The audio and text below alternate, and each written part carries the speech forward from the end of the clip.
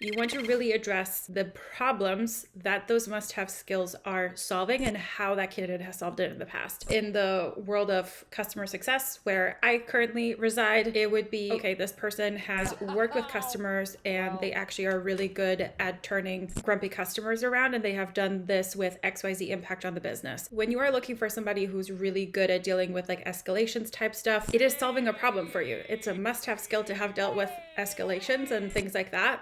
But that must-have skill is solving some kind of problem. If you can write that up in a couple of bullet points, hiring managers are just going to go straight into interview mode. Initiating becoming a hiring machine sequence in 3, 2, 1.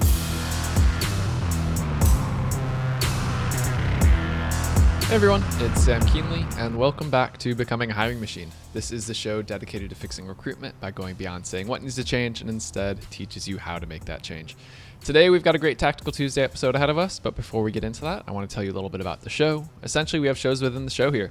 Some days we have interviews with industry thought leaders and others who are shaking up the space, while other days we cover things like trending topics. Stop by every Tuesday like today for a Tactical Tuesday episode where we go deep on how to do something that's going to help you drive better results in your day-to-day. And occasionally you get a mic drop episode from Matt where he shares something he's been thinking about within the recruitment space and wants you to know. Now, as a reminder, if you like the content that we share here on the show, make sure that you subscribe for more. All right, today's Tactical Tuesday. I've got a question for you. How are you presenting candidates to hiring managers? Have you cracked the code and have a 100% hit rate in every candidate you send over their way that has them just drooling over them? No, yeah, me either. So for today, we're going to chat through what we can do to level up how we are presenting those candidates to the hiring managers. And of course, to join us as always is your favorite Tactical Tuesday co-host, Vivien, to get into this. Vivien, welcome back. Hello. All right, so presenting candidates to hiring managers.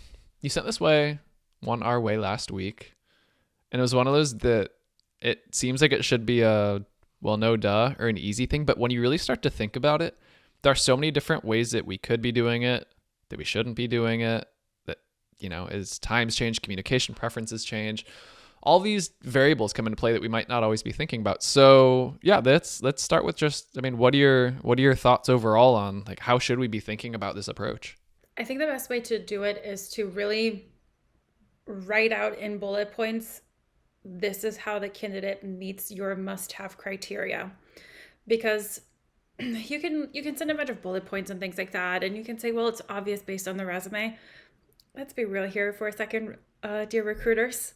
Who has actually taken the time to read the full resume, bullet point by bullet point, page 1, page 2, really read every single word? Probably not everybody, and that's totally fine. That's why you have a screening call. You ask the candidates directly, explain to me how you're doing this. Hiring managers are going to do the exact same thing. So what you want to do is you want to stack the odds in your favor by basically saying this candidate meets this must-have criteria, which is ABC, because they have done DEF with XYZ results, which change the game, blah, blah, blah, blah, blah. You want to really address the problems that those must-have skills are solving and how that candidate has solved it in the past. So in the world of customer success, where I currently reside, it would be, okay, this person has worked with customers and they actually are really good at turning grumpy customers around, and they have done this with XYZ impact on the business. When you are looking for somebody who's really good at dealing with like escalations type stuff, it is solving a problem for you. It's a must-have skill to have dealt with escalations and things like that. But that must-have skill is solving some kind of problem. If you can write that up in a couple of bullet points, hiring managers are just going to go straight into interview mode. Mm-hmm. Have you found that this works well when you're doing, for lack of a better, like a lateral, like, okay, they're a customer success manager now, they're applying for this customer success manager, like here's how they done it, or to your example there, like problem solving or anything else, if they're in a role where you might look on paper and be like, that's not a customer success manager, that's, they're a, I don't know, think of some other tangential, not really related role name, but the skill set is the same. And I know we've kind of talked about skills-based recruiting before. Are you using this in both scenarios there? Every time, mainly because you want to highlight how this particular candidate can solve the problems that this particular hiring manager has that they're trying to fill by hiring this candidate. Anytime that there is an open position that is not a ghost job, which is a different story, it's because the company has a problem, and this particular role, this candidate is supposed to solve those problems for them. There's some kind of gap that this position is supposed to fill. If you're able to pitch yourself as, I can solve these problems, I have done this in the past, it doesn't have to be one-to-one. You don't have to come from the customer success world. I didn't, for example. But I had the basics of, I know how to do XYZ. I can just translate this into a different industry, a different area. And sometimes that different background might actually be really good because it's going to bring you out of the box thinking. And sometimes you just want like something that changes the game. You want like a fresh pair of eyes, somebody that has been outside of the box to add some input as opposed to being from within the box. So it kind of depends on what the company is looking for. So if they currently have somebody that has been in place for 20 years and they're looking to replace that person because they're looking for somebody that has experience at multiple different companies and can bring a different perspective, which is different kinds of experiences across the board so that the company can take it to the next level, amazing. If you're looking for somebody that has found an established way of doing it, has been doing it for a really long time, knows the ins and outs of it, you want to know that as a recruiter and you want to pitch it that way to the hiring manager, depending on what the problem is that they're trying to solve. Okay, that makes sense. That's a lot of good stuff to think about there. Well, any other parting thoughts? Oh, actually, I do have one more question on this. So this is, you talk about like really hit on the, like, what are the must-haves of the role? What's the number one mistake that you see recruiters do when they are currently pitching hiring managers that might not be as helpful as they think it is? Like, they're doing it with good intention, but anything that they could probably replace this with, so to speak? What I typically see are just like bullet points of like 3+ years of experience with this. And it's like, okay, congratulations. I could have figured that one out myself. You want to kind of like go a little bit above and beyond and just to say, yes, this person has, let's say, RevOps experience. Congratulations. That doesn't mean much to you. You can find people that are RevOps, What you really want to see as a hiring manager, what you should be doing as a recruiter is, this person has specifically experience with this, doing that. So you like, and I know that I've said this already, but you really want to hone in on, this person can solve this problem for you. And you just have to phrase it that way. You can't like blatantly say, hey, hiring manager, I know you're having all of these issues and this candidate is magically going to fix them for you. They're not going to like it when you phrase it like that. So you have to tweak it a little bit and just kind of be like, this person has experience with XYZ, solved this particularly with those amazing results. Use ChatGPT for it. I mean, that's what it's there for, And that way you don't have to like do those mental gymnastics. If this is not something that you're really good at, that's totally fine. This is what AI is for. The job of a recruiter is really find the right person, vet them, and present them on a silver platter to the hiring manager in a way that tells the hiring manager, I want to talk to this person because they're exactly what I'm looking for. They're solving these problems for me. But you don't want to tell the hiring manager, this candidate is going to solve these problems for you, quote unquote. You want to kind of like hint at it so that it's the hiring manager's idea. You want it to be the idea of the hiring manager, because if it's their idea, they're actually going to act on it.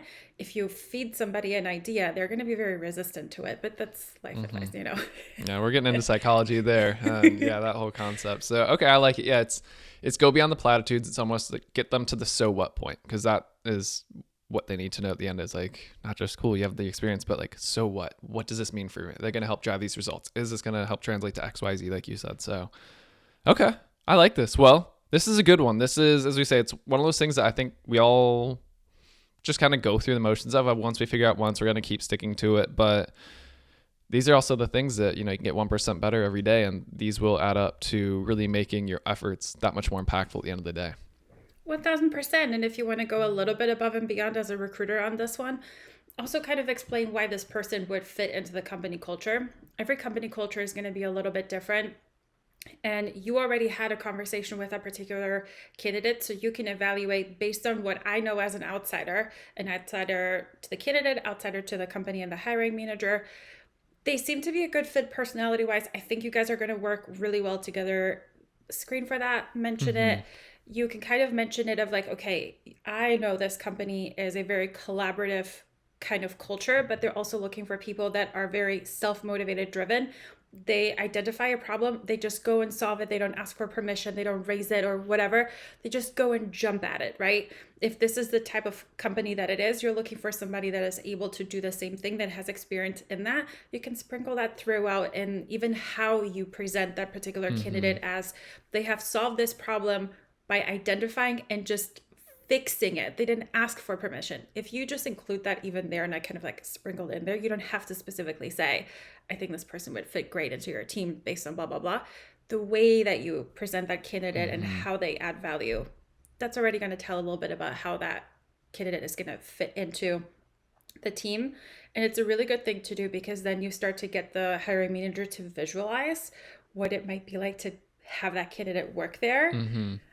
And then, and then it's just a cakewalk. That's a pro tip. Yeah, and it's going beyond recruit. Like, you really are being a strategic advisor to them. You're thinking not just how do we get a butt in this seat, but do they fit in with this team, with their flow, like how they work remotely or in person, and all that context comes into play. So I love that little bonus. Yeah, and it might be like 10 more minutes of your work, but guess what? Those 10 minutes up front when you're presenting them, they're going to replace you having to go back to sourcing candidates, reaching out, responding to all of those emails, setting up screening calls, going through screening calls, blah, blah, blah, blah, blah. Invest those extra 10 minutes where it matters, maybe even 20. Leverage AI. It's there for a reason. Just use it, and you'll see great results. Yeah, perfect. Well, Viv, that's a brilliant one. I love this. Thank you, as always, for sharing this wisdom with us. So as we wrap, Becoming a Hiring Machine is a production of Loxo. If you liked this episode, but you're not sure where to go next, we do have a link to a similar one. You can find that in the show notes in the description of your favorite podcast streaming platform, as well as on our website. Full video episodes are available on YouTube. If you ever have questions, send them our way, podcast@loxo.co. And if you did enjoy this episode, please make sure that you leave us a quick rating in your podcast streaming platform. It only takes you 3 seconds, but it's going to help other recruiters like you to find us. So, all right, everyone, that's the show. That was a phenomenal Tactical Tuesday with Vivien. Until next time, bye all.